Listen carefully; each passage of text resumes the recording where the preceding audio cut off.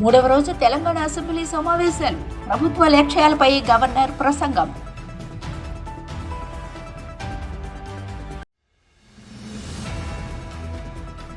Inner ring road alignment, fibre grid కేసులపై విచారణ. CID PT వారెంట్లపై ఏపీ హైకోర్టులో ఎంక్వైరీ.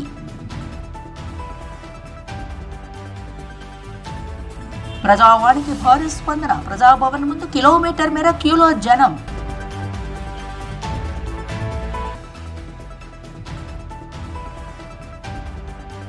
పార్లమెంట్ భద్రతా వైఫల్యంపై కొనసాగుతున్న వేట.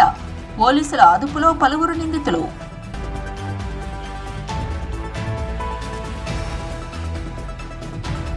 రాజస్థాన్లో కొలువు తీరనున్న బీజేపీ ప్రభుత్వం. సీఎంగా ప్రమాణ స్వీకారం చేయనున్న భజన్ లాల్ శర్మ.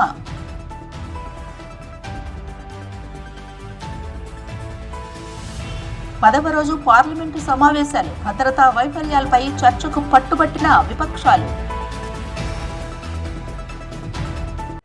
ఈ వీడియో కనుక మీకు నచ్చినట్లయితే లైక్, షేర్ అండ్ సబ్స్క్రైబ్.